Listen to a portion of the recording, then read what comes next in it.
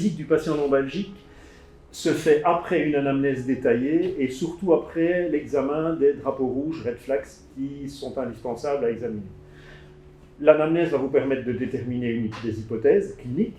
Ces hypothèses vont être vérifiées par l'examen physique de votre patient. Cet examen physique sera aussi précédé probablement de questionnaires pertinents qui seront certainement nécessaires pour quelques patients, la plupart des patients. Et si votre patient est aigu ou subaigu, il sera indispensable d'utiliser les questionnaires Startback ou Orebro pour déterminer le risque de chronicisation de la pathologie.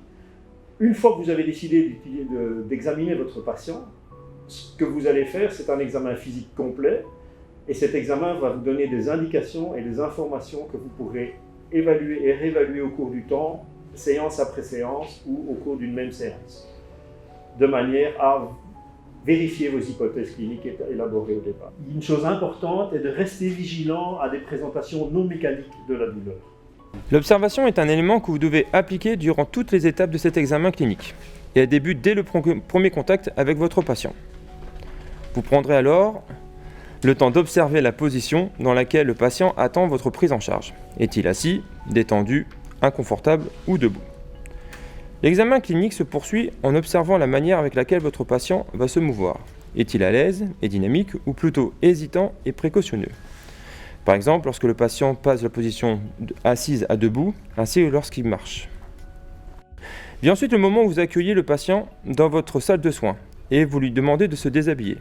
Profitez-en pour observer comment votre patient s'y prend. Reste-t-il debout? S'assoit-il? A-t-il besoin d'aide? Est-ce que ça lui demande beaucoup d'efforts?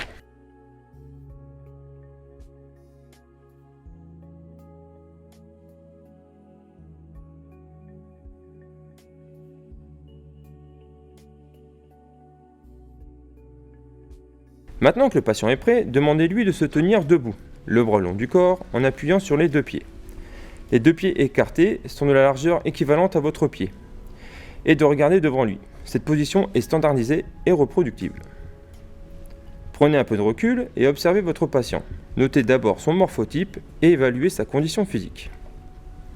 À partir de cette position, tournez autour de votre patient de manière à observer sa posture dans les trois plans de l'espace. Avec l'aide des repères osseux, vous allez évaluer l'horizontalité de la ceinture scapulaire, de la ceinture pelvienne, s'il y a une attitude scoliotique, kyphotique ou hyperlordotique. S'il a un dos plat, une position en shift, un fléchum d'un ou des membres inférieurs ou un coup de hache. Votre patient étant dévêtu, vous pouvez en profiter pour observer l'état cutané et musculaire de votre patient, en recherchant des signes circulatoires. Une pilosité atypique, une sudation localisée et excessive, une amyotrophie et la présence d'un psoriasis ou de cicatrices. Ensuite, vous pouvez passer à la démonstration fonctionnelle. Le patient vous montre et décrit le geste qui provoque, réveille ou accentue sa douleur. Si votre patient est en phase irritable, cette démonstration n'est alors souvent pas possible, mais il peut vous décrire sa douleur et les mécanismes d'apparition. Il existe plusieurs tests de provocation de la douleur, permettant d'exclure une origine de la hanche, lombaire ou de la sacro-iliaque. Le test de différenciation en rotation du tronc et le test en extension. Pour réaliser ces tests, le praticien se place face au patient. Les mains du thérapeute sont apposées sur chaque épine iliaque antéro-supérieure. Les mains du patient sur les épaules du praticien. Nous prendrons alors l'exemple d'une douleur en rotation gauche. Pour le test en différenciation en rotation entre la hanche et les lombaires, le praticien amène le patient en rotation maximum, en veillant à ce que le poids reste sur la jambe d'appui, gauche. Ce test se déroule en 6 étapes. Première étape, le thérapeute diminue la contrainte lombaire et fixe les hanches.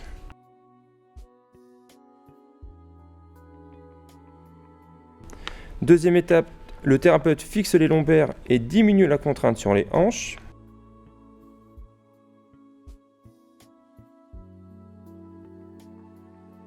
Troisième étape, le thérapeute fixe les lombaires et augmente la contrainte au niveau du bassin.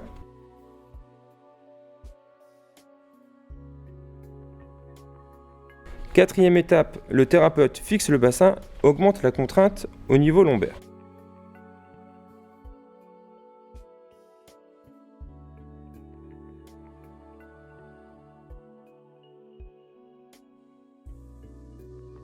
La 5e étape, le thérapeute amène uniquement le bassin en rotation.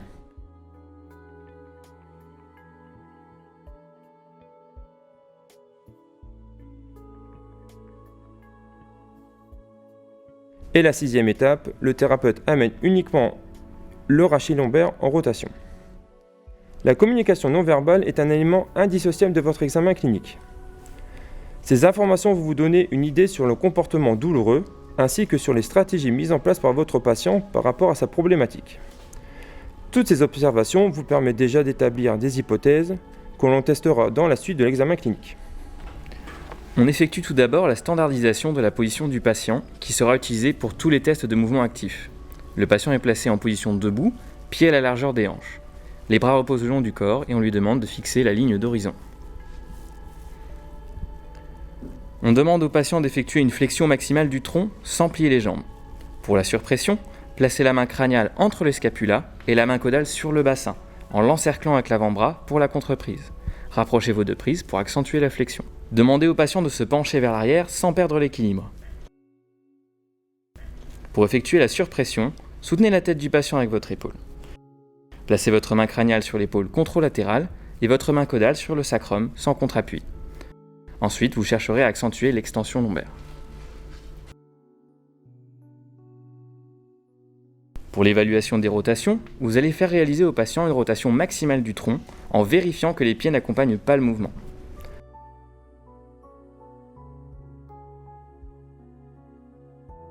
Pour accentuer la rotation, il vous suffit de placer votre main ventrale à plat sur l'épaule homolatérale, la main dorsale en contre-appui sur la scapula contralatérale.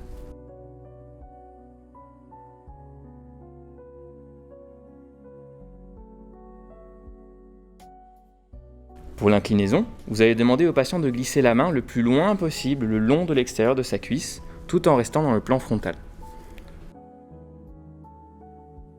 Bloquez ensuite le pied contralatéral du patient, posez vos mains sur ses épaules, puis cherchez à accentuer le mouvement en appuyant sur l'épaule homolatérale à l'inclinaison.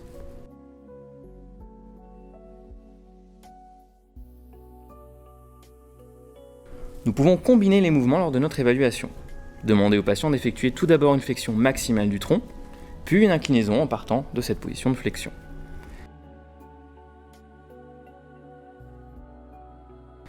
Appliquez votre main crâniale sur l'épaule contralatérale, l'épaule homolatérale du patient repose sur la vôtre, votre main caudale est en contreprise sur la crête iliaque contralatérale. On cherche à augmenter l'amplitude des deux composantes du mouvement.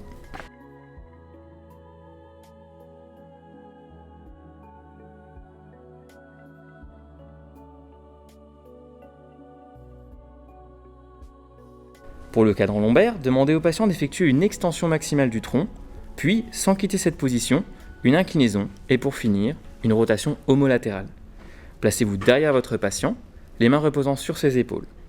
Pour la surpression, cherchez à augmenter les trois composantes en même temps, l'extension, l'inclinaison et la rotation. Il pourrait s'avérer intéressant d'observer des mouvements répétitifs dans une direction cliniquement pertinente sur une durée de 60 secondes, pour en observer l'amplitude et la structure de la variabilité.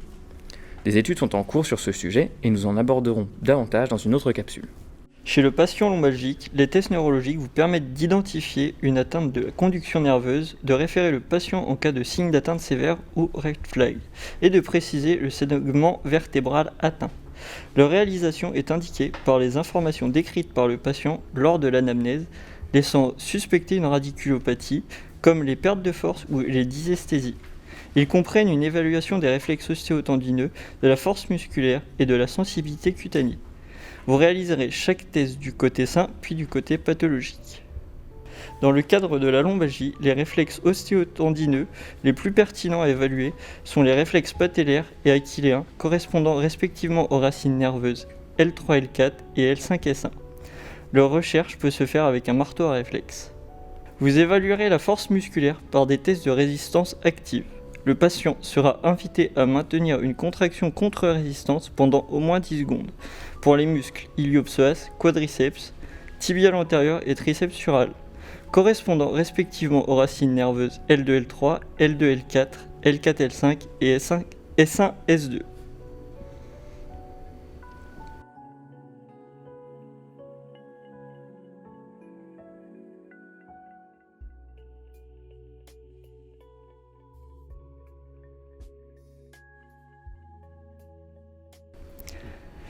Vous explorerez la sensibilité discriminative par la méthode du pic-touche à l'aide d'une épingle à nourrice.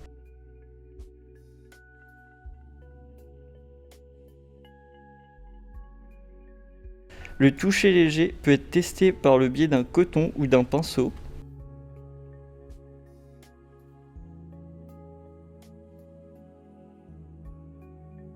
La détection du chaud et du froid peut se faire avec une pièce de monnaie ou un outil comme le type terme. Vous réaliserez ces tests sur un patient fermant des yeux, dans les aires de sensation altérées ou dans les dermatomes.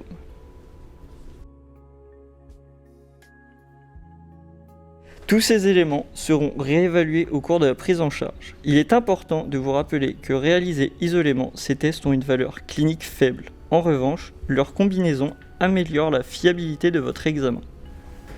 Les tests neurodynamiques servent à tester la mécanosensibilité du nerf. Ils sont indispensables et doivent toujours être réalisés.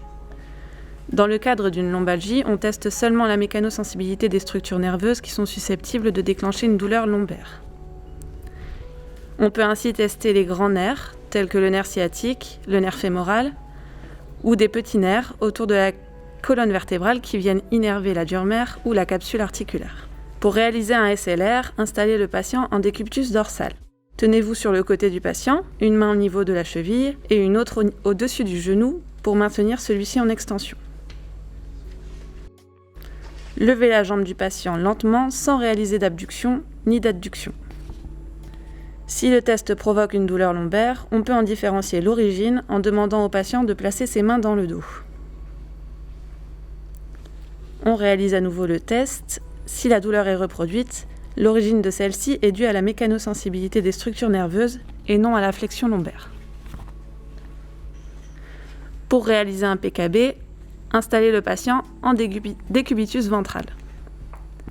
Placez-vous du côté à tester. Placez votre main proximale sur le bassin pour éviter tout mouvement compensatoire. La main distale sera au niveau de la cheville. Ramenez la cheville vers le bassin en réalisant une flexion de genou jusqu'à reproduction de la douleur. Pour différencier l'origine de la douleur, on peut réaliser une pression sur le sacrum afin de délordoser le rachis lombaire. Si la douleur est maintenue, alors celle-ci est due à une mécanosensibilité des structures nerveuses. Si la douleur diminue, celle-ci est due à l'extension lombaire. Pour réaliser un slum test, installez le patient en position assise au bord de table. Demandez au patient de tendre les jambes et de reculer les fesses afin de pouvoir exercer une pression sur les tibias afin de caler les genoux en bord de table.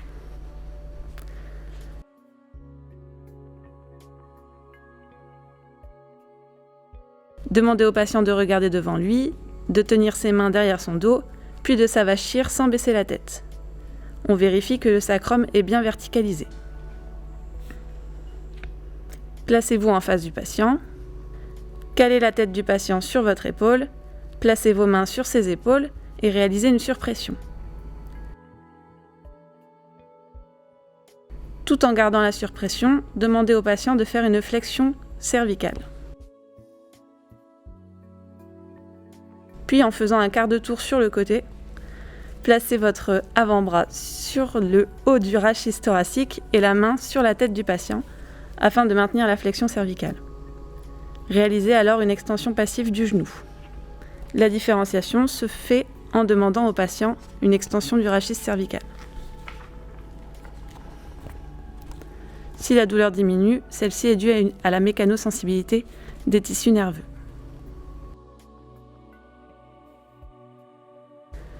Pour réaliser un slum fémoral, installez le patient en décubitus contralatéral. Demandez-lui de saisir son genou côté table, de le rapprocher de son thorax tout en s'enroulant. Vérifiez la flexion complète du rachis en réalisant une surpression. Placez-vous derrière le patient, votre genou sur la table et votre hanche contre le sacrum du patient. Saisissez le membre inférieur supralatéral, le genou étant libre. Réalisez une extension de hanche sans induire d'abduction ni d'adduction, puis réalisez une flexion de genou. La différenciation se fait en demandant au patient une extension du rachis cervical. Si la douleur diminue, celle-ci est due à la mécanosensibilité nerveuse. Les mouvements passifs accessoires sont des mouvements qui ne peuvent pas être réalisés de manière active par votre patient. Ils sont décrits par la direction de la pression manuelle que vous exercez. Au niveau lombaire, ce sont principalement des pressions d'orientation postéro-antérieure, PA.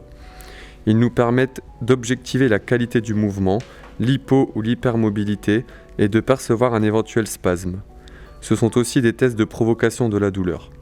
Ils initient la modulation des symptômes. Pour effectuer ces PA, vous devez être proche du patient, table à hauteur de votre bassin, pieds écartés, bras tendus et coudes relâchés. Pour effectuer un PA central, vous devez exercer une poussée postéro-antérieure au niveau de l'épineuse avec votre amatome ou avec un contact de vos 2 pouces. Pour le PA unilatéral, effectuez cette poussée au niveau de la lame par un contact pouce contre pouce. Enfin, pour la pression transverse, effectuez votre poussée contre l'épineuse transversalement. Afin de reproduire au mieux le symptôme de votre patient, vous pouvez ajouter éventuellement des angulations crâniales, caudales, médiales, latérales. Ici, en exemple, une poussée crânio-caudale. La communication est essentielle entre le ressenti du patient et le vôtre. Cela vous permettra d'évaluer plus objectivement sa catégorie clinique. Sur un exemple de PA central, vous allez appliquer une poussée jusqu'à ce qu'une douleur P soit objectivée par le patient ou jusqu'à ce que vous ressentiez une résistance R. Cela vous permet de faire une hypothèse sur le grade de mouvement selon Maitland. Cette technique de provocation, utilisée en tant que test, vous sert dès à présent à initier votre traitement et elle vous servira à réévaluer l'état clinique du patient au fil des séances.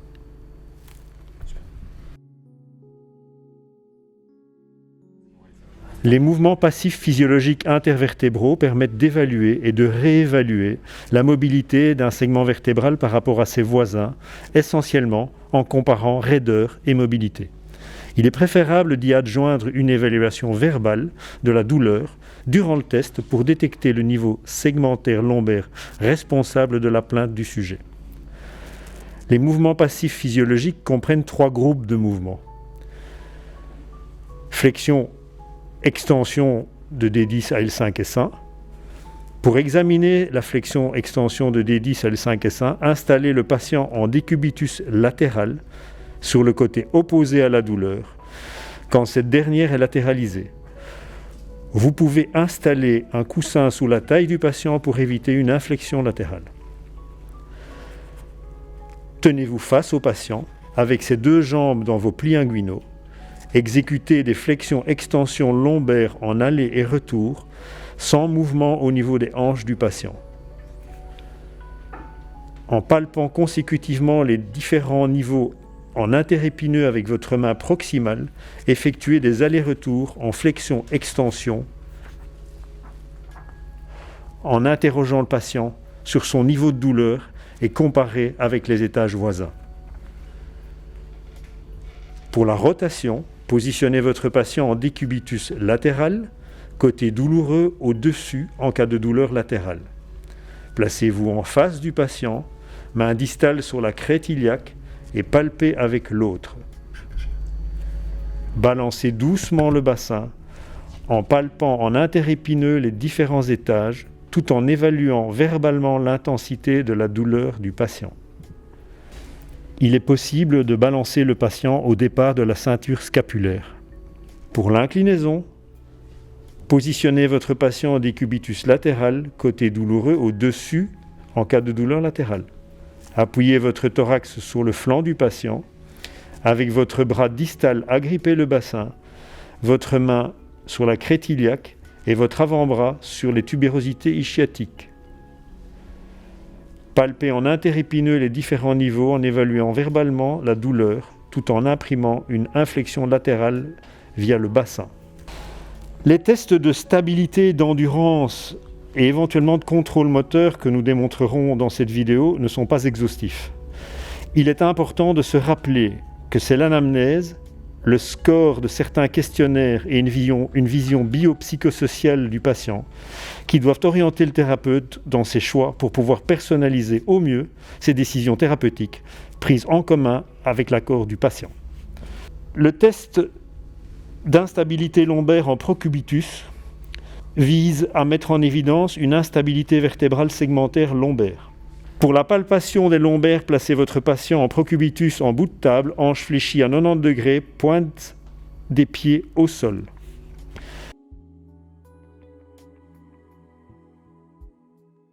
Placez-vous sur le côté du patient, mains l'une sur l'autre, au niveau des épineuses lombaires. Exercez une pression dorso-ventrale, une à une, sur l'ensemble des épineuses lombaires, à la recherche d'une douleur segmentaire.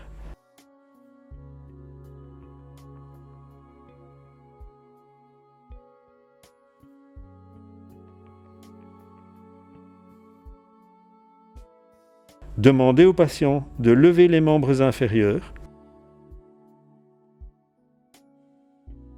puis recommencez les manœuvres de surpression. Si la douleur disparaît, cela confirmerait la présence d'une instabilité vertébrale segmentaire lombaire. Le test d'élévation active des membres inférieurs. Pour le réaliser, placez votre patient en décubitus dorsal. Placez-vous du côté à tester par rapport au patient, main caudale à 20 cm au-dessus du pied du membre à tester. Demandez au patient de lever la jambe d'environ 20 cm en vérifiant la stabilité du bassin. Recommencez avec l'autre jambe. Demandez-lui d'évaluer la difficulté de cette tâche sur une échelle de 0 à 5, sachant que 0 est une difficulté minimale et que 5 correspond à une tâche non réalisable. Le test est positif pour tout score supérieur à 0. Si le test est positif, vous pouvez recommencer en exerçant une pression sur les épiniliaques antéro-supérieurs. Test d'extension lombaire passive. Lors de ce test qualitatif, le but est de mettre en évidence une instabilité passive douloureuse de la région lombaire. La région lombaire est considérée comme instable si, lors de la manœuvre, le sujet se plaint d'une forte douleur ou sensations désagréables qui disparaissent au retour en position neutre. Des sensations telles qu'un léger engourdissement ou des picotements ne sont pas considérées comme caractéristiques.